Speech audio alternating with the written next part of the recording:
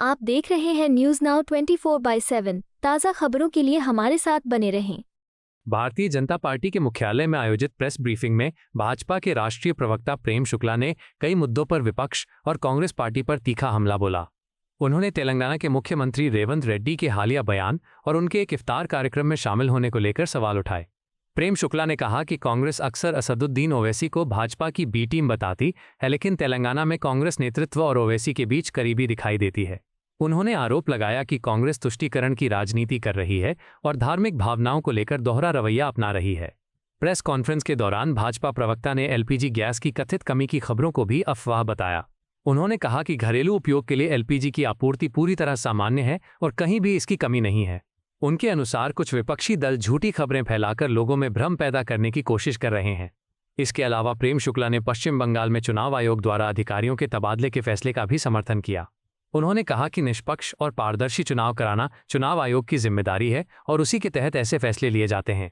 भाजपा प्रवक्ता ने कहा कि लोकतंत्र में संवैधानिक संस्थाओं का सम्मान करना सभी राजनीतिक दलों की जिम्मेदारी है। तेलंगाना के कांग्रेसी मुख्यमंत्री हजरत रेवंत रेड्डी, क्योंकि उनको हजरत ही कहना पड़ेगा, उन्होंने कल एक दावते इफ्तार पार्टी में हिस्सेदारी की। बिना रोजा रखे इफ्तार में शामिल हुए हजरत रेवंत रेड्डी ने असदुद्दीन ओवैसी के साथ मिलकर खजूर खाई। जिन असदुद्दीन ओवैसी को आए दिन कांग्रेस ओवैसी को भारतीय जनता पार्टी का बी टीम बताती है, वही तेलंगाना में असदुद्दीन ओवैसी रेवंत रेड्डी के अजीज हो जाते हैं और वहाँ खजूर खाया ठीक है, लेकिन खजूर खाते खाते जिस तरह की मियावाद की मवाद बहाने का काम रेवंत रेड्डी ने किया, वो अत्यंत दुर्भाग्यपूर्ण है। रेवंत रेड्डी कहते हैं कि आपकी दुआओं से देश चल रहा है, आपकी दुआओं से सब कुछ ठीक ठाक है, आपकी दुआएं रहेंगी तो सब कुछ ठीक रहेगा। भाई रेवंत रेड्डी कुछ दिन पहले यही थे जो हिंदू देवी देवताओं का मजाक उड़ा रहे थे।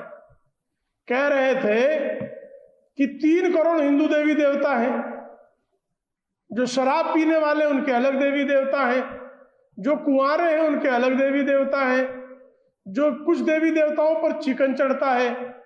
तो हिंदू देवी देवताओं का पग पग पर अपमान करने का कुकृत्य करने वाले रेवंत रेड्डी में मुस्लिम समाज तारनहार दिखाई देता है। उनकी दुआ उनको चाहिए और ये वही यही रेवंत रेड्डी हैं जो कुछ दिन पहले कह रहे थे कि कांग्रेस मतलब मुसलमान, मुसलमान मतलब कांग्रेस। यानी आप जो है मुस्लिम तुष्टीकरण की सारी हदें तोड़ते हुए आप जो है मुसलमानों की दाढ़ी में मक्खन लगा रहे हैं। आप मुसलमानों की दाढ़ी में मक्खन लगाइए, लेकिन हिंदुओं का अपमान करने का, हिंदू देवी देवताओं के प्रति अभद्र शब्दों का इस्तेमाल करने का अधिकार आपको किसने दिया है?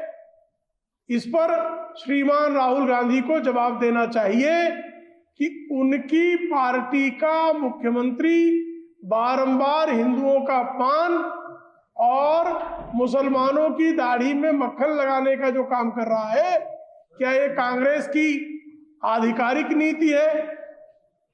या ये क्या वही है जो श्रीमान राहुल गांधी कुछ दिन पहले कह रहे थे कि ये जो है मुसलमानों की पार्टी है?